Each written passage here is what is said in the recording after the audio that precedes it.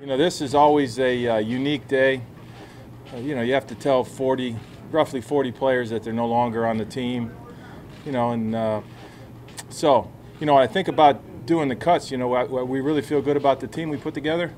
But, you know, you have guys like Mark Herzlich, who's helped this organization, you know, win a Super Bowl, played 7 years in the league, the things he's gone through personally.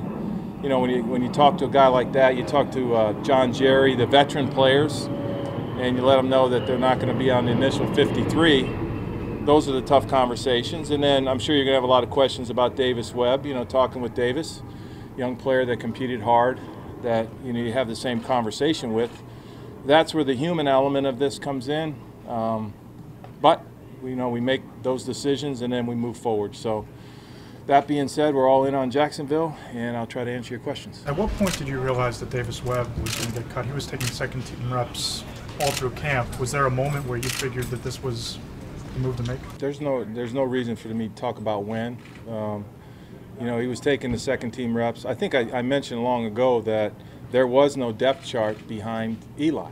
So, you know, we were trying to figure out, you know, who the guys playing quarterback were going to be behind Eli. And he was, you know, he got a lot of reps. And I think it was probably, you know, that's where people start to assume, because he's taking the second-string reps, that he's a second-string quarterback. And, you know, it didn't play out that way. Was he outplayed by Alex Tanney and Kyle Lauletta? We feel like there are better choices for us right now, yes. Who is your second-team quarterback now? Well, we'll see, and I'll let you guys know as we go here. But you know, I do like having a veteran presence in that group. You said after the Lions game when Davis played pretty well that was the Davis Webb you were used to seeing. Did something change that? No, I thought he played better than he did in the week previous. And you know, keep in mind, Detroit practices, our practices here. You know, we had a lot of opportunity to watch all the players compete, and you know, it'd be just like me talking in detail about why we didn't keep the other 39 guys or whatnot. So it is the way it is. There are so many things about him that are good. He's an outstanding worker.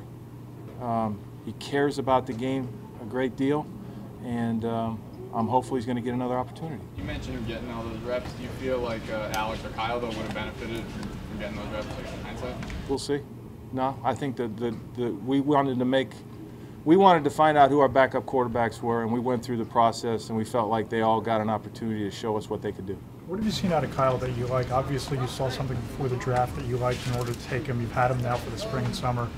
What do you like about Kyle? I like the fact that, you know, he'll decide what he's looking at, see it, and pull the trigger. You know, he's very decisive in what he does. He's a gamer of sorts, and so we're looking forward to working with that. Pat, do you think it's important for the franchise to have a plan post Eli Manning at this point in his career?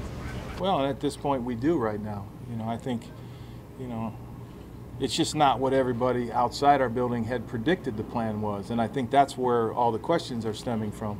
But, you know, we made a decision that we're going to go with Alex and we're going to go with Kyle as Eli's backups, and so we move forward.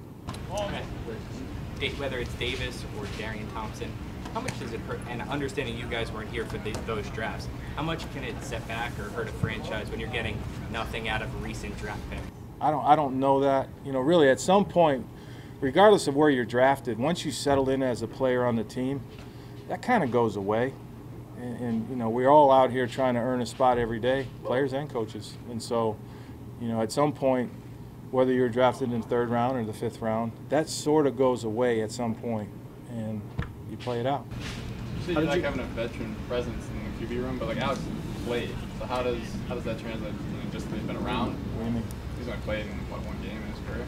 Yeah, but I think here's the thing with a veteran backup quarterback, they can go in and function with very few reps, and I think that's an attribute that I look for in a guy that could potentially be a backup to a guy like Eli, because they don't get that many reps during the training sessions.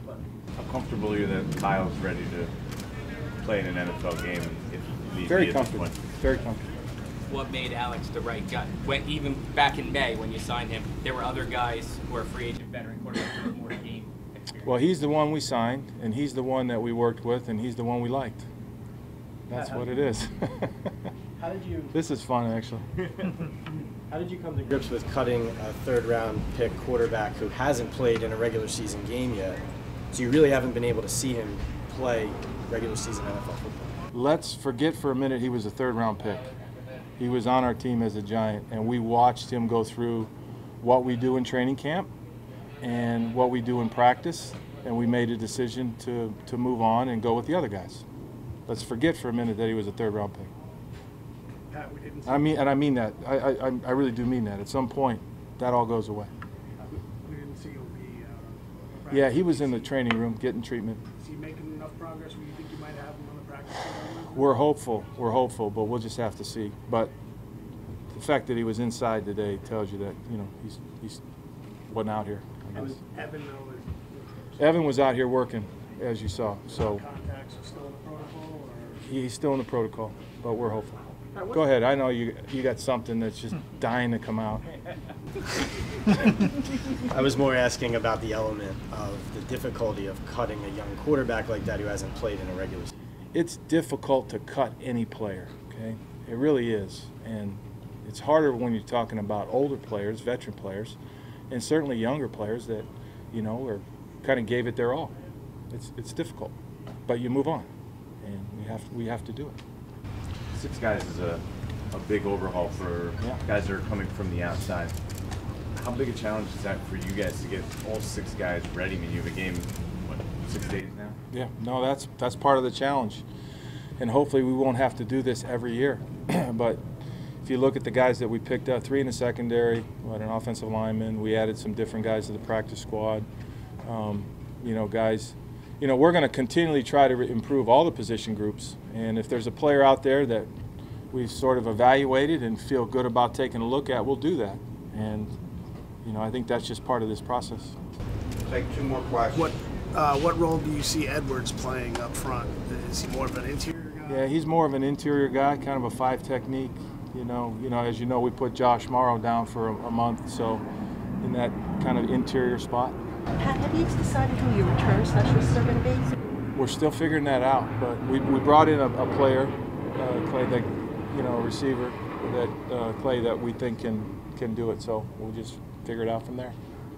And we all know that we have a really good one, you know, just hanging around, number 13. So, you know, we feel really good about the fact if he has to go in there and do it, but we're certainly looking for a guy that can also do it. Do the new kickoff rules kind of nudge you in that direction a little bit? If it's close late in the game, that maybe you feel a little bit better about putting Odell back there? I don't know. I don't know if the new rules have anything to do with that. I still think it's a comfortable thing for a coach to just bang it out of the end zone, put the ball down, and let's play. You take the risk of a return out of it. Now, there's times strategically where it's going to make sense to pop it up, and we'll be prepared to do both. You mentioned 13. Is 26 an option? Sure. Yeah, no, I think he returned one to open the game against Ohio State a year ago, yeah, I'm forgetting exactly. So, yeah, he's capable.